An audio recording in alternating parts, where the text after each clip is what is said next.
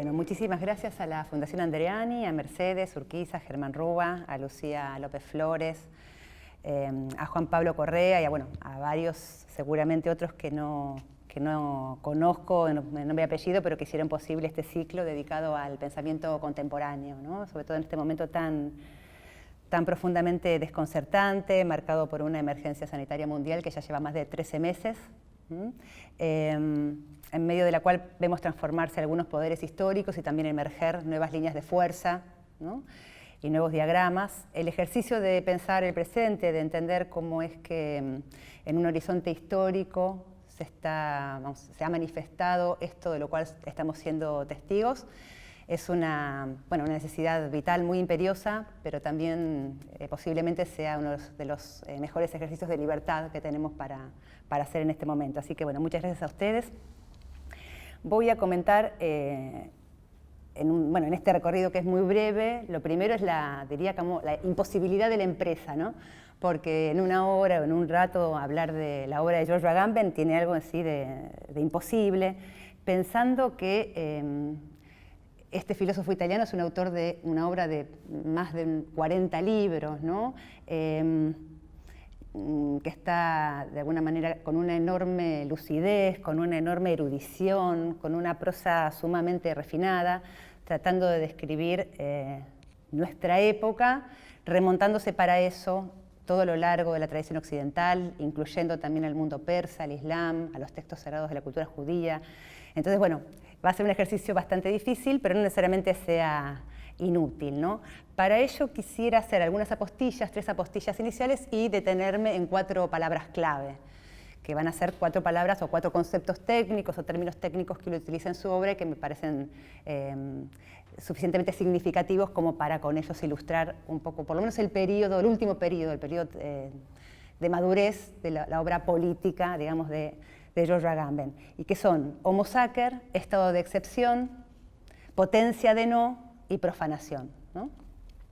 Empiezo por las apostillas, ¿no? La primera es justamente proponerles ubicar a George Agamben como un pensador escritor, por momentos un pensador poeta, un pensador también estudiante, ¿no?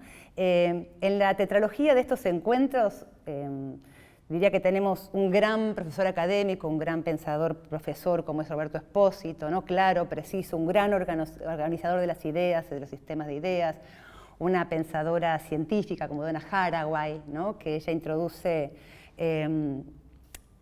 abre, ¿no? Las múltiples posibles creaciones, tanto terminológicas como ontológicas, ve la hibridación con la tecnología, piensa inclusive con una enorme capacidad de persuasión en la mujer como una suerte de cyborg, ¿no?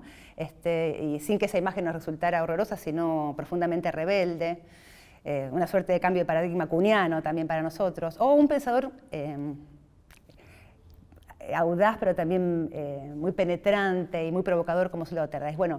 Entre esas figuras, la figura de George Agamben, creo yo, emerge como la de un pensador que fundamentalmente tiene en la escritura y en el estudio su lugar típico, ¿no?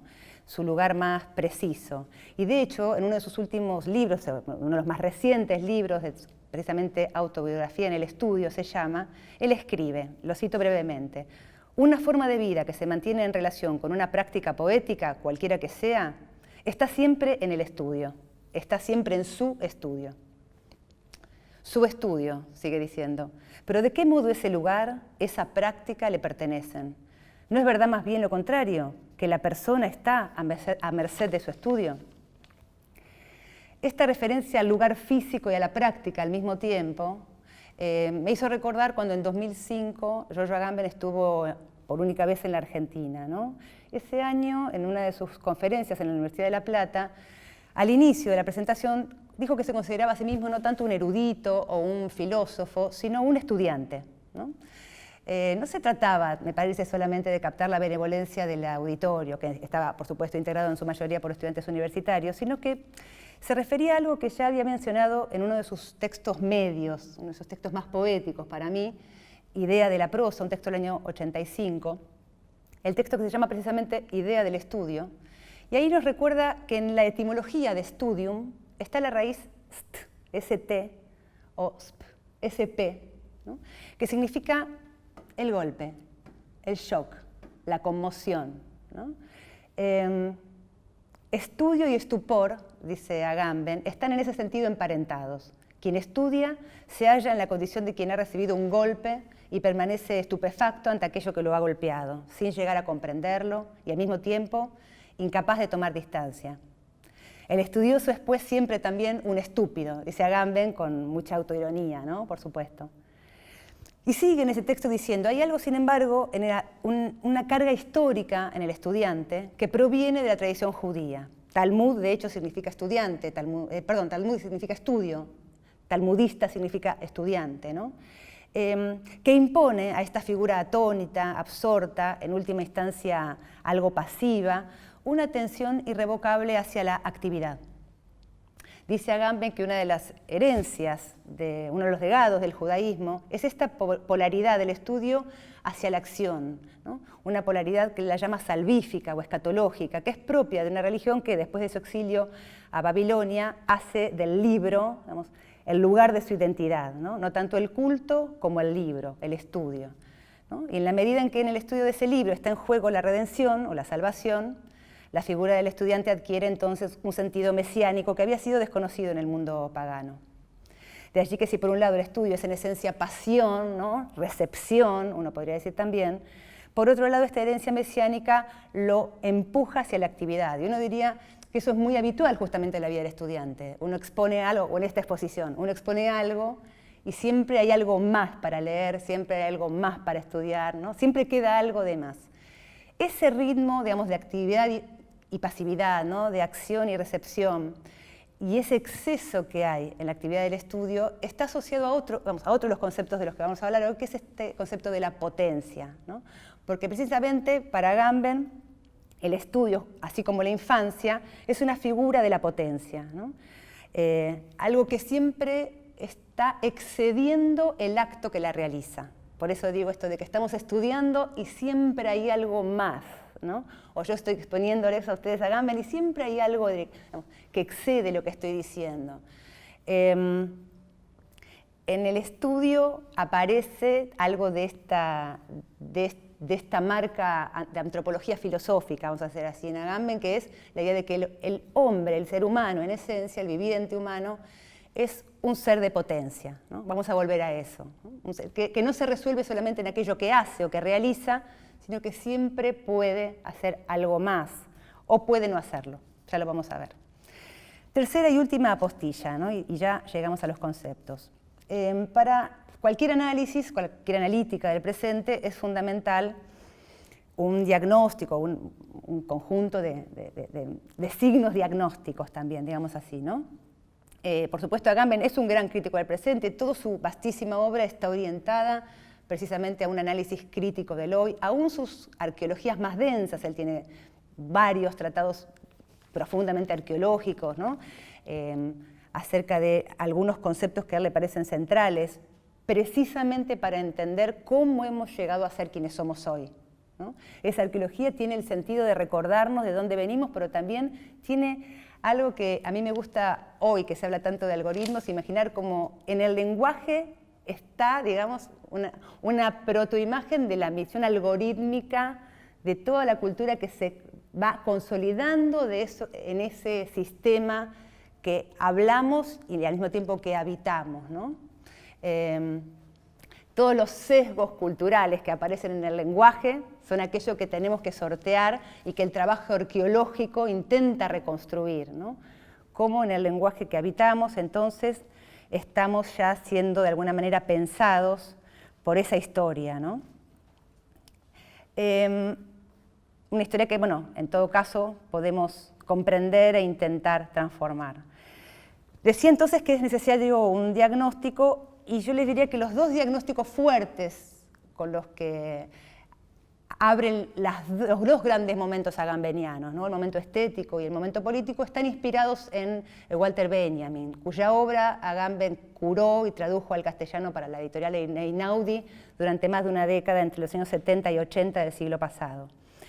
La primera de esas frases de Benjamin, las ideas de Benjamin que organiza la primera etapa agambeniana, sobre todo, es la idea de que Algo que caracteriza el tiempo presente es la enorme dificultad para el humano contemporáneo de tener y transmitir experiencia.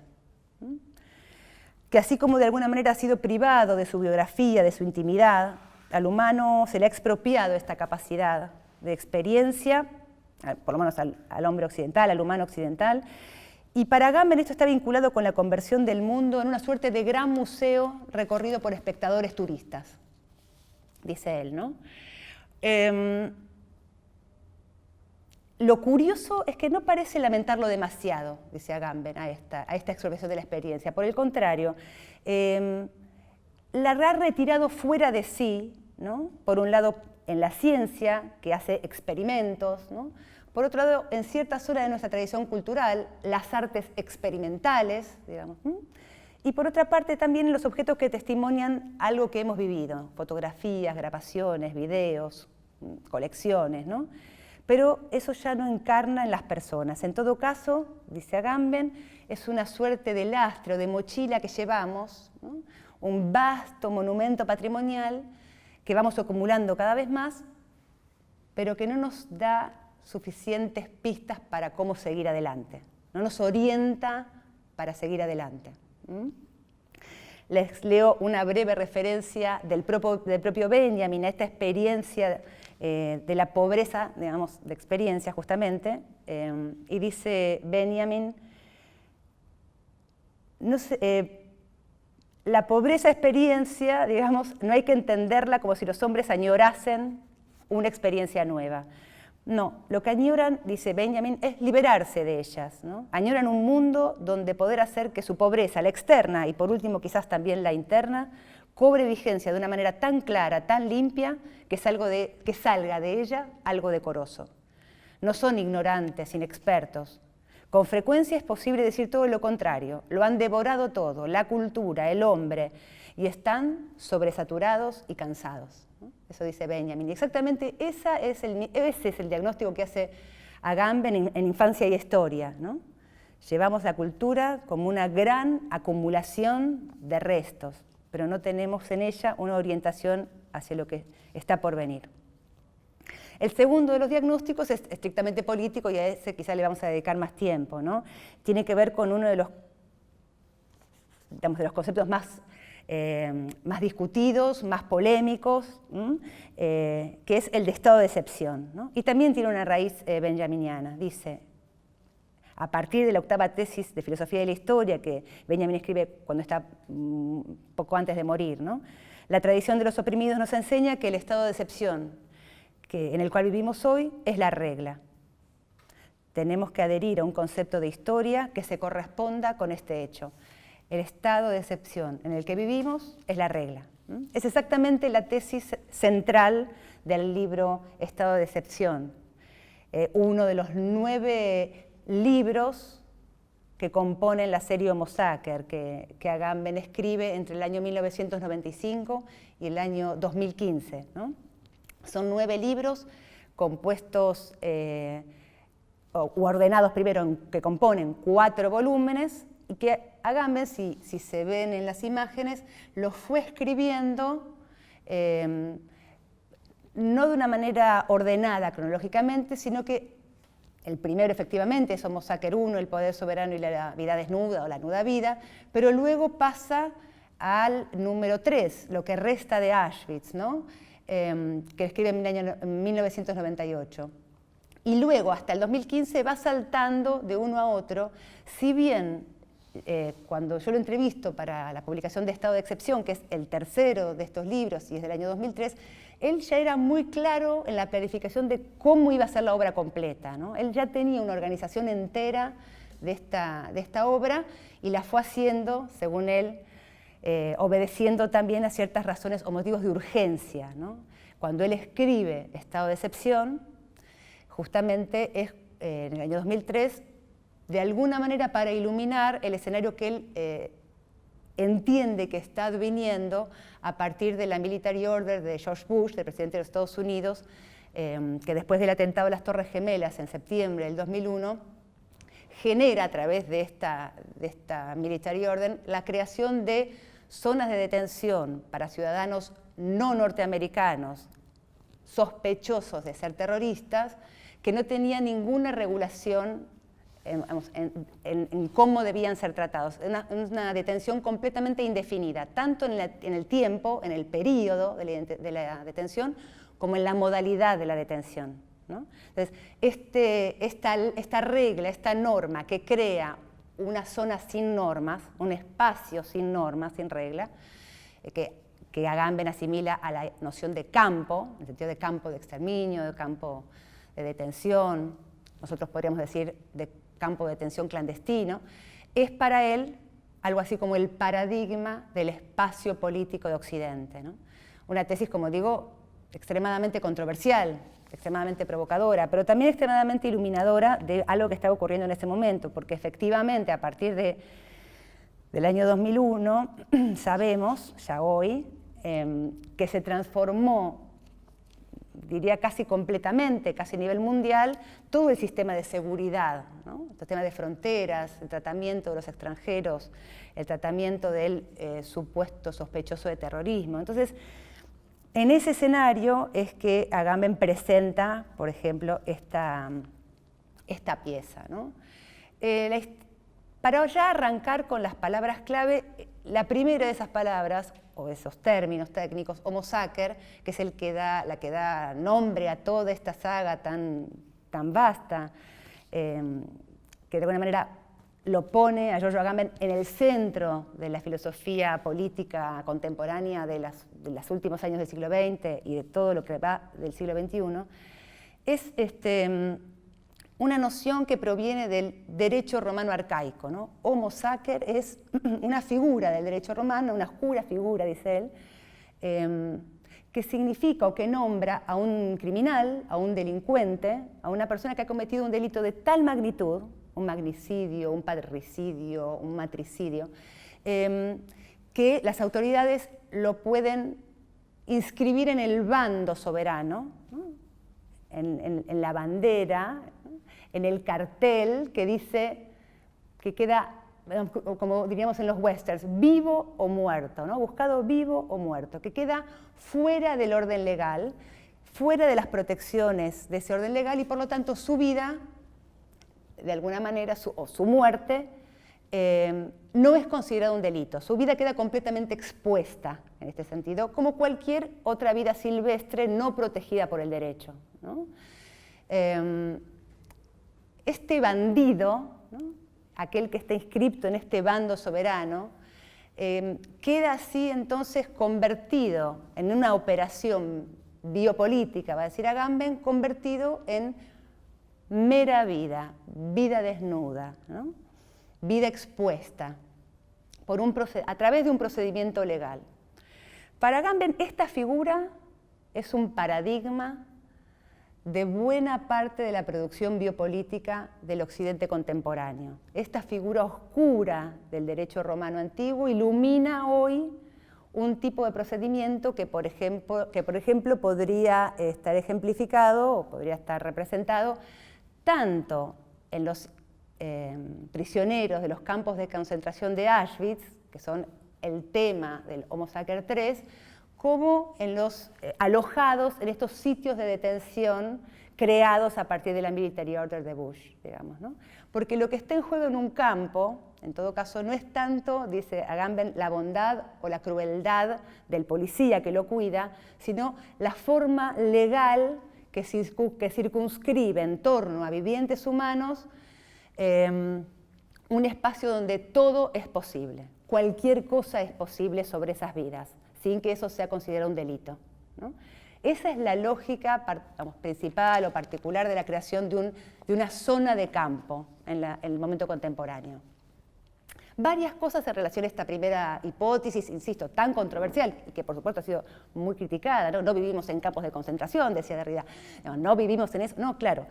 Sin embargo, lo que aquí aparece es, por un lado, una perspectiva metodológica, ¿no? Agamben ha insistido mucho en textos metodológicos en que una de las metodologías clásicas de las humanidades es este trabajo con paradigmas, o trabajo con analogías, digamos, con paradigmas. ¿Qué es un paradigma?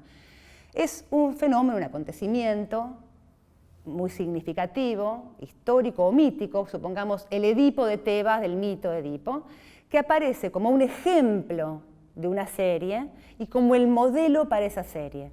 El Edipo de Tebas como un ejemplo, pero también un modelo para explicar todos los edípicos que después Freud va a explicar, ¿sí? El panóptico de Bentham, ¿se acuerdan? Jeremy Bentham inventa una arquitectura específica para Jorge III de Inglaterra a finales del siglo XVIII, que consiste en una torre con un anillo alrededor, donde los encerrados en un juego de luces y sombras no pueden ver si la persona que está en la torre los está mirando, con la idea entonces de que tengan una suerte de vigilancia permanente, ¿no? Y para Foucault, si lo recuerdan, este invento particular es, otra vez, el modelo y un ejemplo más de panoptismo, de un tipo particular de institución que a lo largo de la época disciplinaria, dice Foucault, empieza a migrar más allá de las cárceles y ocupa otras instituciones, la escuela, los psiquiátricos, los hospitales, ¿no? Este modelo metodológico es el que también está aplicando Agamben cuando habla de Homo sacer como una figura del derecho que también ejemplifica un momento contemporáneo, ¿no? La creación de homini sacri, digamos, de personas que están expuestas por ley o por decisión soberana, ¿sí? Insisto, podemos referirnos a los campos concretos de clandestinos o de exterminio en Auschwitz, pero también Agamben va un poco más allá y dice, también hay que pensar en la creación de vida expuesta en las periferias de los grandes suburbios del tercer mundo, por ejemplo, ¿no? Él también, digamos, lo dice al pasar, no se dedica a esa investigación, pero dice eso también forma parte de esta creación biopolítica. Entonces, segunda apostilla en relación con esta primera noción. Lo que está haciendo acá Giorgio Agamben es, además, dialogando con la perspectiva o la tesis biopolítica de Foucault, ¿no? Para Foucault, nuestra modernidad se caracteriza por un nuevo tipo de poder que se dirige a la vida humana, tanto a la vida individual como a la vida colectiva, tanto al individuo como a las poblaciones, y diríamos también a los públicos, para gestionar, administrar, modular esas vidas completamente. Para Foucault, esa característica es propia de la modernidad y de alguna manera se recorta o se diferencia de un momento anterior al que él precisamente llama sociedades de soberanía, ¿no? El momento soberano y el momento biopolítico en Foucault son dos momentos de algún modo consecutivos, ¿no? Eso nos llevaría otro tiempo a hablar de eso, pero en principio en un gran esquema sería así. Cuando Giorgio Agamben nos dice y nos cuenta la historia del Homo sacer, le está diciendo a Foucault que le interesa muchísimo tu tesis, es una de sus grandes influencias. Acá me gustaría, aunque sea mencionar estas influencias o que las puedan ver, es una gran influencia, sobre todo del último Agamben, pero también, como todo buen comentador, hace algunas, digamos, correcciones o anotaciones o, digamos, da su propia versión de los hechos, ¿no? Y lo que él dice es, en realidad, la biopolítica no es moderna. La biopolítica es antigua, es tan antigua en Occidente como el poder soberano.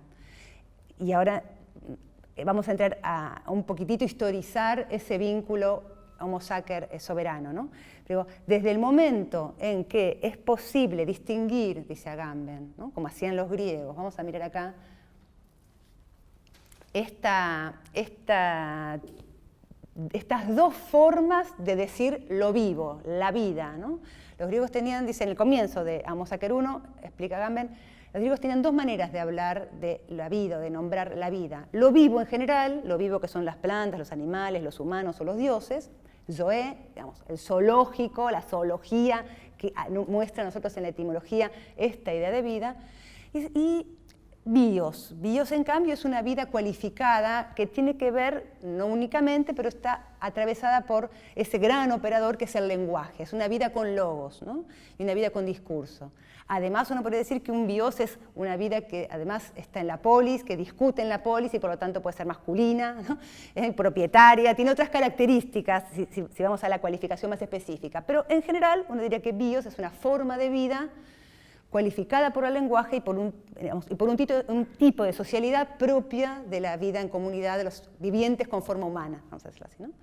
Ahora, en esta distinción Entonces, donde por una decisión soberana, a partir de un delito cometido, uno de estos vivientes puede ser excluido, digamos, de este bios y llevado a la situación de vida desnuda, ¿no? De SOE, de vida silvestre expuesta, Agamben dice, ya desde ese momento la política occidental es una biopolítica, porque tiene a la vida incluida dentro de la norma, a la vida silvestre, a la vida desnuda, a través de su exclusión, ¿no? Si uno es un ciudadano de la polis, ya no es mera vida, es una vida protegida, una vida cualificada, ¿no?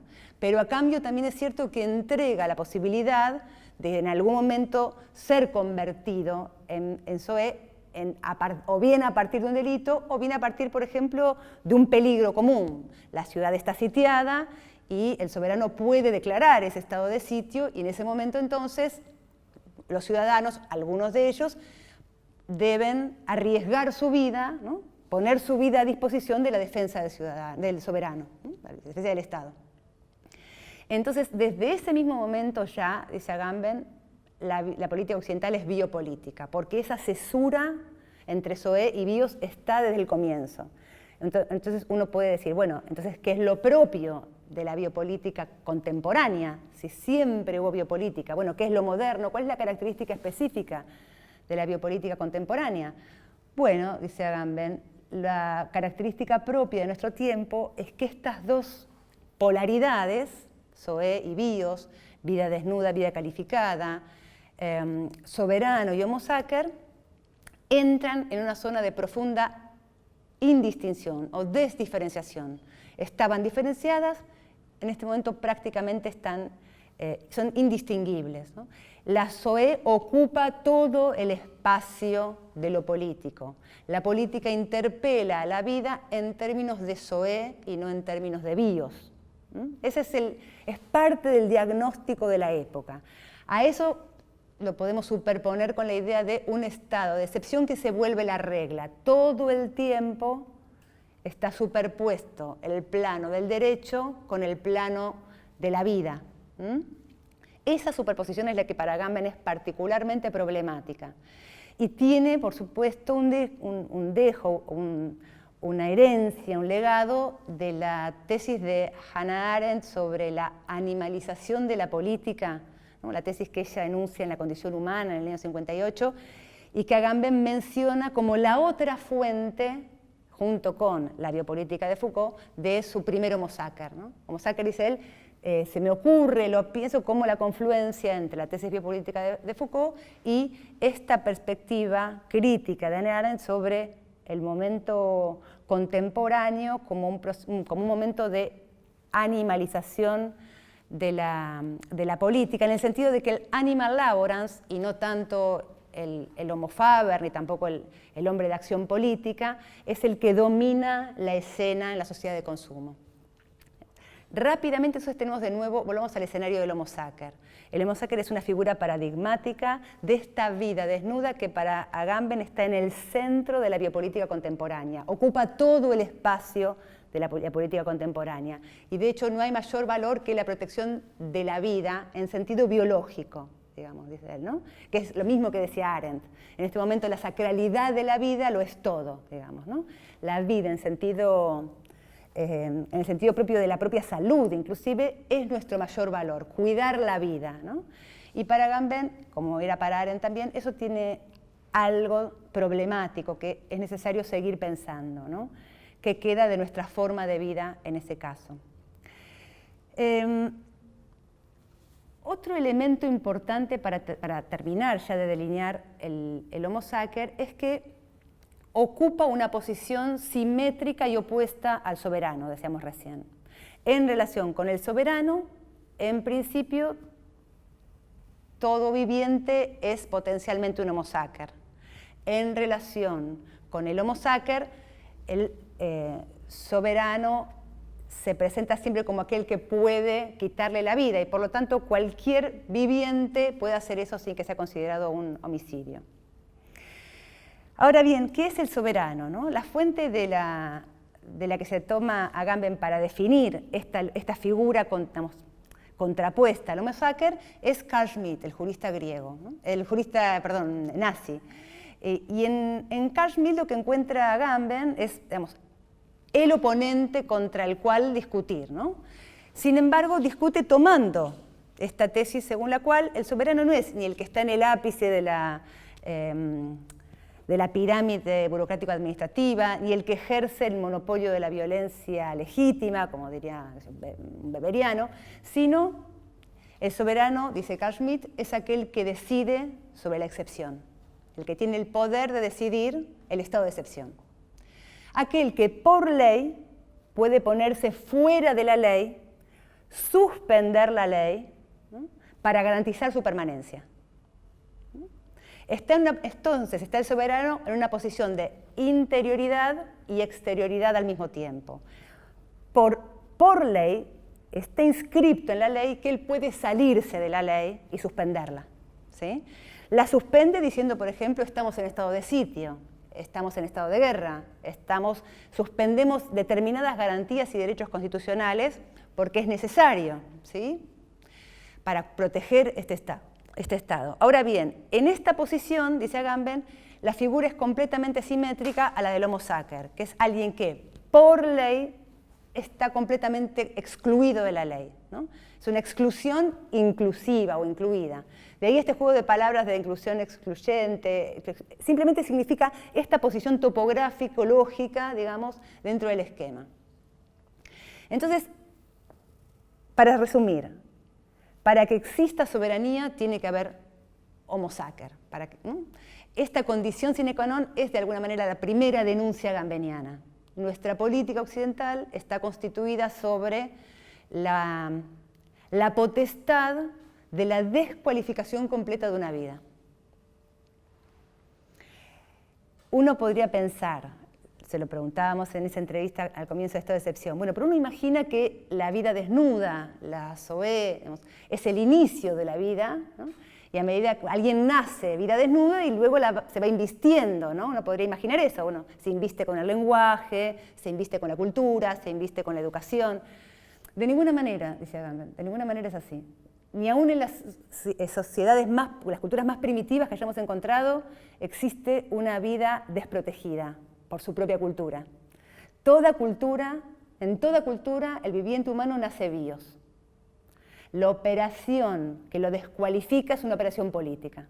Por eso, siempre en el reverso de esta operación biopolítica hay una tanatopolítica, dice Agamben, ¿no? La biopolítica siempre también una tanatopolítica. Cierro el primer concepto, ¿no?, y vamos al estado de excepción, que está completamente imbricado con el anterior, ¿no? Y de alguna manera ya lo presentamos. El estado de excepción es justamente un momento transitorio que está incluido dentro del sistema legal como una posibilidad, en el cual el soberano, el cuerpo soberano, en nuestras repúblicas habitualmente ese cuerpo soberano es el legislativo, digamos, ¿no? El cuerpo soberano puede por un momento suspender una o muchas de las protecciones jurídicas de los ciudadanos en defensa del Estado, ¿no? El problema en Agamben es que, el problema, dice Agamben, es que por lo menos a lo largo del siglo XX todo el libro, esta excepción, es una investigación arqueológica fundamentalmente orientada a describir el siglo XX, tanto en algunos países de Europa como en los Estados Unidos. Perfectamente muchos de nuestros países, la Argentina también, podrían entrar en esa arqueología y el resultado sería el mismo. Han vivido estos países mayormente en estado de excepción, en alguna forma de excepcionalidad dentro de lo que es su forma legal, ya sea alguna forma de dictadura, de golpe de Estado, de imperio del decreto ley, donde fundamentalmente el Ejecutivo asume tareas del Legislativo, ¿no? Un desequilibrio en la tripartición de poderes que, dice Agamben, es muy sintomático, ¿no? Da cuenta de que progresivamente la excepción se ha vuelto o se está volviendo la regla. Y esto tiene para él, por lo que mencionábamos recién, un riesgo evidente, digamos, porque simplemente eso lo que hace es incrementar las capacidades y las potestades de un soberano que no sabemos en qué momento no puede devenir un soberano cruento. Sintéticamente hasta aquí, yo diría, podemos enmarcar este primer par de conceptos que son, de algún modo, los conceptos más críticos de los 4 elegidos, ¿no? Yo les mostraba hace un rato esta imagen de las bipolaridades, ¿no?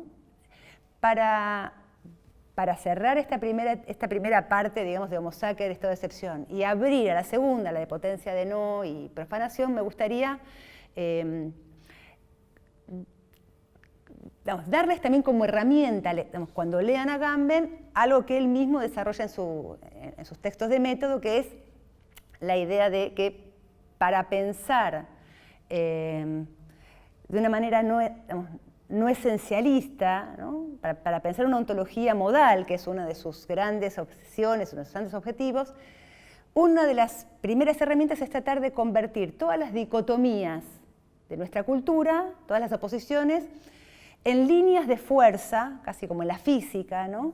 Polaridades, ¿no? Donde por supuesto en el extremo de cada polo hay figuras antitéticas, como decíamos recién, Homo sacer soberano, Zoé y bios, el oikos y la polis, ¿no? El espacio doméstico y la vida pública, ¿no? El público-privado también podemos decir, vida desnuda, forma de vida, estado de naturaleza, estado de derecho, al revés, ¿no? Estado de naturaleza, estado de derecho. En otros textos, también una parte incluido al final de Homo sacer 1, él distingue entre el pueblo con minúscula y el pueblo con mayúscula como, digamos, el sujeto de derecho en nuestras repúblicas, ¿no? Pero el pueblo con minúscula como esa zona del pueblo que queda abandonada, justamente, ¿no? A la que siempre se la menciona como las clases populares, las clases populosas, que nunca del todo constituyen realmente el sujeto de derechos plenos, ¿no?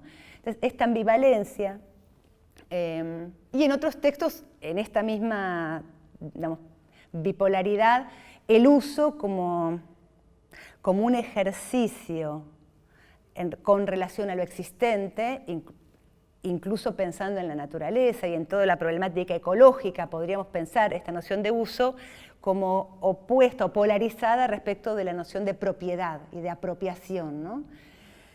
Usar no es ser propietario. También con el propio cuerpo, en el uso de los cuerpos, que es el último Homo sacer, él intenta justamente decir, tenemos que pensar una nueva relación con el cuerpo que no sea la propiedad, la primera propiedad, como decía Locke, ¿no? Y que sea simplemente el uso, ¿no? El uso del propio cuerpo. Nosotros no somos propietarios de ella. Y de hecho, muchas de las cosas que hacemos con nuestro cuerpo o que somos en nuestro cuerpo no son completamente no propias, no digo que impropias, pero no propias, ¿no? No del todo personales, no sé, desde las funciones fisiológicas que no controlamos, hasta muchas de nuestras acciones y actividades, no son necesariamente aquello de lo que podríamos decir que somos propietarios, ¿no? Sino que en todo caso hacemos un uso de ello. Y finalmente también, como parte del primer diagnóstico del que hablamos al principio, de este mundo museo, ¿no? La polaridad entre la exposición, el estar expuestos, y la exhibición, ¿no? El estar en una situación de espectáculo, ¿no? Que para él le parece que es uno también de los problemas asociados al tiempo presente, al tiempo de la apropiación y no tanto del uso.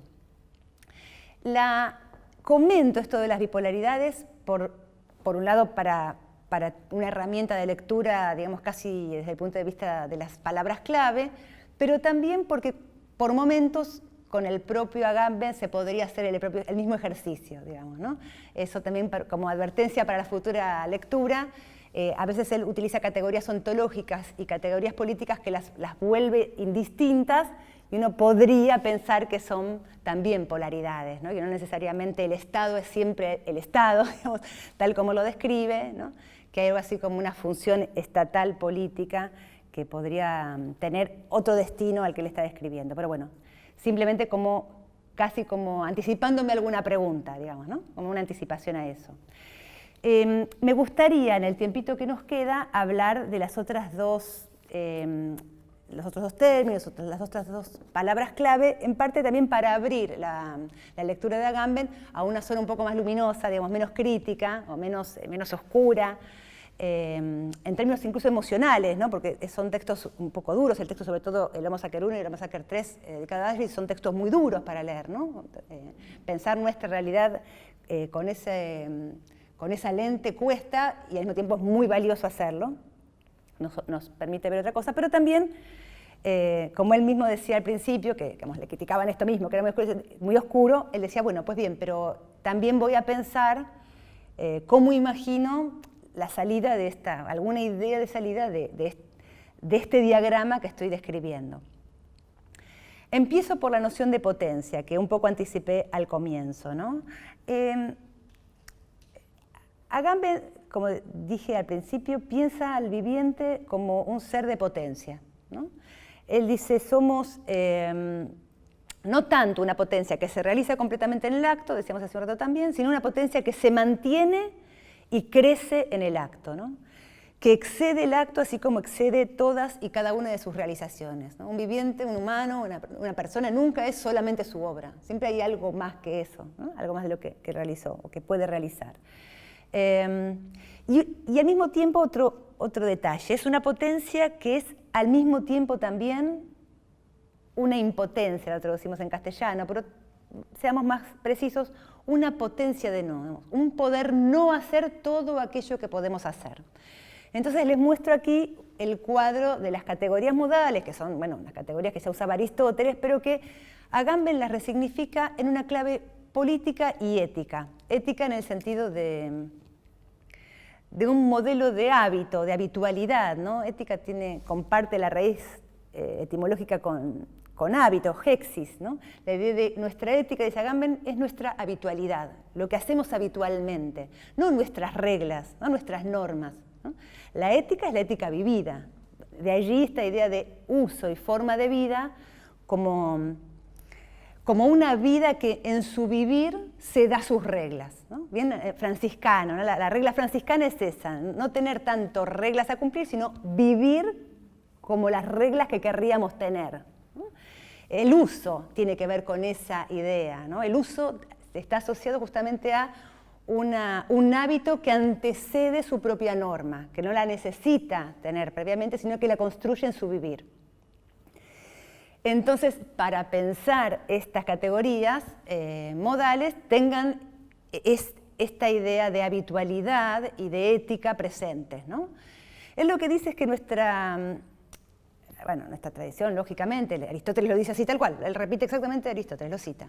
Hay una idea habitual de potencia que es una potencia genérica. Supongamos el caso de un niño, potencialmente podría hacer una casa, ¿no? También un arquitecto potencialmente puede hacer una casa. La diferencia entre el niño y el arquitecto es que el niño, para realmente construirla, tiene que atravesar todo un proceso, digamos, de aprendizaje, ¿no? Mientras que el arquitecto ya tiene ese proceso realizado y por lo tanto esa potencia genérica la tiene, digamos, ya en una forma específica, es una potencia específica. Él puede hacer la casa específicamente. ¿Cuál es la clave? ¿Qué es lo que puede hacer el arquitecto que no puede hacer el niño? Que el arquitecto puede hacer la casa y además puede no hacerla. Puede elegir no hacerla. El niño no puede elegir no hacerla, simplemente no la puede hacer todavía. El arquitecto puede hacerla y puede dejar de hacerla, ¿no? Y ahí aparece la figura de Bartleby, ¿no? Él tiene un texto, Agamben, del año 96, si no me equivoco, junto con Deleuze, que es Bartleby o la fórmula de la creación, ¿no? Donde este preferiría no hacerlo, aparece como un ejemplo, otra vez como un paradigma de esta figura de la potencia de no. Soy un escribiente, lo hice toda mi vida y ahora preferiría no hacerlo, puedo no hacerlo sería, ¿no? En un aspecto del uso de esta potencia de no es tal cual. Entonces tenemos la potencia, ¿no? La potencia de no, y serían ambas, ¿no? En el eje cartesiano que tenemos, las dos de arriba son figuras de la subjetivación, ¿no? De alguna manera nos subjetivamos tanto cuando podemos algo, como sobre todo cuando podemos no hacer algo que podríamos hacer. En estética, esta figura de la potencia de no muchas veces se ejemplifica con el silencio en la música, por ejemplo, ¿no? Puedo no hacerlo, o con la cesura del verso en la poesía. Podría seguir, pero corto, ¿no? Y el encabalgamiento, ¿no? Aparecen como esos ejemplos que son a veces, bueno, específicos para la lectura estética. En los ejes de abajo, ¿no?, están lo contrario del poder, es no poder, es la impotencia. No puedo tal o cual cosa. Estoy completamente impedido para hacerlo, porque tengo un problema físico, o porque como un gato no puede hacer una casa. ¿No? Está en la impotencia respecto de ese ejemplo. Bueno, y entonces la diagonal que va, diríamos, del cuadrante izquierda abajo hacia la derecha arriba, la que va de del no poder, la imposibilidad o la impotencia, hacia el poder no, es lo que dice Agamben, que es la línea de fuerzas que deberíamos ser capaces de imaginar o de pensar, ¿no? Por un lado, cómo apropiarnos de nuestras impotencias, ¿no? Cómo hacer una vida también que incluya nuestras impotencias, y cómo practicar este poder no, esta potencia específica, que es la esfera, dice Agamben, específicamente habitualmente se llama de la contingencia, pero para él es también la esfera de la libertad. Poder hacer algo y poder decidir no hacerlo, ¿no? Finalmente, entonces, pasamos, si les parece, a la cuarta de las categorías, o al cuarto término técnico, que es el de la profanación, ¿no? De alguna manera forma parte de las figuras que para Agamben nos orientan a pensar, bueno, ese ámbito de las resistencias, como a veces nos preguntan los estudiantes, ¿no? Pero cómo pensar las contraconductas, cómo pensar la posibilidad de una transformación. Entonces él pone como figura, ¿no?, como paradigma de esas operaciones, la operación de la profanación, ¿no? Él dice que en el texto Elogio de la Profanación, que está en el libro Profanaciones del año 2005, él cuenta que los juristas romanos conocían muy bien qué significaba profanar, ¿no? Sagradas o religiosas eran las cosas que pertenecían a algo, o de algún modo, algo relacionado con los dioses, con el mundo divino, ¿no? Como tales, ellas eran separadas, ¿no?, excluidas del comercio de los hombres, no podían ser vendidas, no podían ser prestadas, no podían ser cedidas en usufructo, ¿no? No podían ser grabadas de servidumbre, ¿no? Sacrílego era todo aquello que infringiera esa indisponibilidad que las reservaba exclusivamente a los dioses celestes, y entonces eran llamadas propiamente sagradas, o infernales, en ese caso se las llamaba simplemente religiosas, ¿no? Y si consagrar era sacrare, ¿no?, era el término que designaba la salida de las cosas de la esfera del derecho humano, y en esto viene la figura del homo sacer, ¿no?, que es justamente el que es sacado de la esfera del derecho humano y entregado a la esfera de la naturaleza, de nuevo, a la vida silvestre, digamos. Profanar significaba, por el contrario, restituirlas al uso libre de los hombres, ¿no? En este sentido, Agamben en este texto señala la necesidad de prestarle atención a la relación entre usar y profanar, ¿no? Que implican una relación muy particular. Específicamente, la tesis de Agamben en este texto es que habitamos hoy, digamos, en un momento de lo que él llama el capitalismo espectacular, un momento extremo, ¿no? Y en esto les vuelvo a la imagen donde vemos las fuentes, y en esto está fuertemente influido por Guy Debord, ¿no?, esta idea de la sociedad del espectáculo, ¿no? Si, como se ha sugerido, dice Agamben, llamamos a espectáculo a la fase extrema del capitalismo que estamos viviendo, en la cual cada cosa es exhibida en su separación de sí misma, entonces espectáculo y consumo son las dos caras de una única imposibilidad de usar, ¿no? Lo que no puede ser usado es, como tal, consignado al consumo o a la exhibición particular. Pero eso significa que profanar se ha vuelto imposible, o al menos exige procedimientos muy especiales. Bueno, si profanar significa volver al uso libre, ¿de qué uso se trata ese uso libre, no? ¿Cómo es, por ejemplo, que usa un gato un ovillo? ¿No? Está bien, o cómo usa un niño una escoba, ¿no? En este sentido, para Agamben, el ejemplo típico de la profanación es el juego, no en el sentido del juego de azar, sino en el sentido del procedimiento por el cual usamos y asumimos los gestos cotidianos, e incluso los gestos propios, por ejemplo, en el caso del gatito que juega con el ovillo, los gestos de la caza, ¿no?, como si estuviera cazando un ratón, pero en realidad los usamos simplemente como medios puros, dice él, ¿no?, la categoría de medios sin fin. No son medios orientados a una finalidad, son medios puros, dice él. Eso es interesante porque habitualmente la crítica de la medialidad o la crítica de la instrumentalidad está basada justamente en la idea de que las cosas instrumentales están subordinadas a un fin, ¿no? Y en cambio lo que dice Agamben me parece de una manera muy deslocadora, realmente es muy novedosa esta idea. Él dice, sin embargo, tenemos que ser capaces de defender estos medios puros, medios en sí mismos, ¿no? Como podría ser cualquier objeto que es separado de instrumentalidad y puesto a trabajar en otros sentidos. Una operación que conocemos muchísimo en el arte contemporáneo, ¿no? Es una típica operación de los artistas, sacar algo, descontextualizar algo y ponerlo a funcionar de otra manera.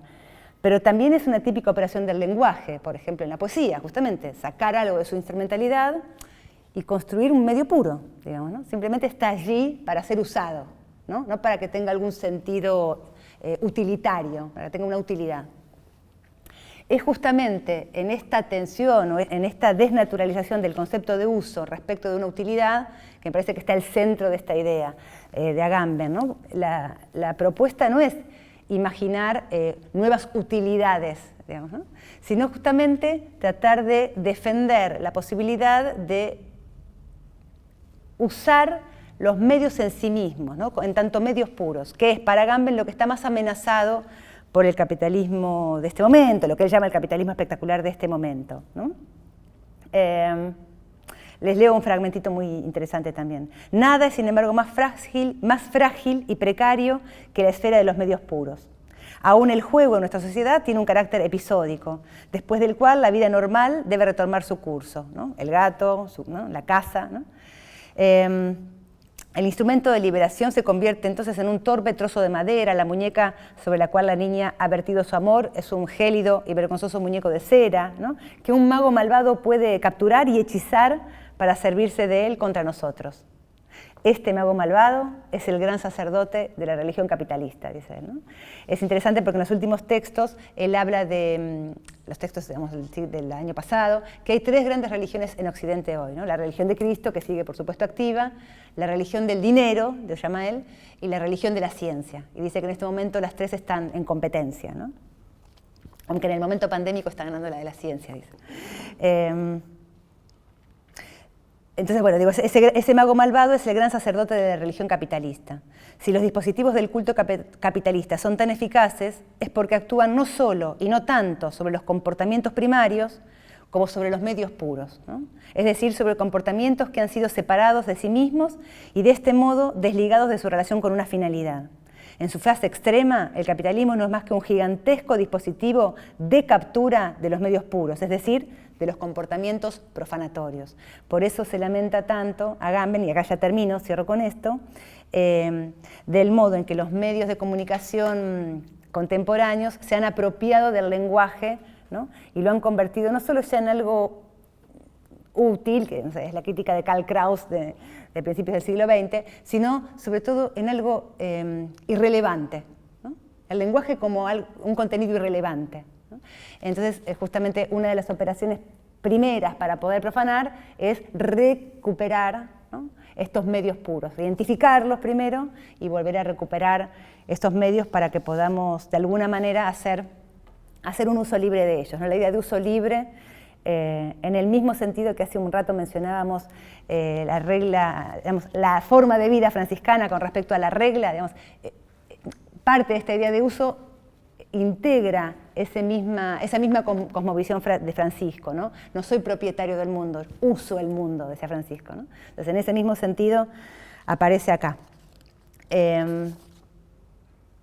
Por esto, dice, es tan necesario arrancarles a los dispositivos, a cada dispositivo, la posibilidad de uso que ellos han capturado, ¿no? La profanación de lo improfanable es la tarea política de la generación que viene. Bueno, y así como cierra esta frase de Agamben, que cierra muchos de sus textos con esta idea de, bueno, esta es la tarea de la generación que viene, así cierro yo también este encuentro, ojalá lo hayan disfrutado y les dé interés, les dé entusiasmo para empezar a leer algo de Giorgio Agamben. Muchas gracias.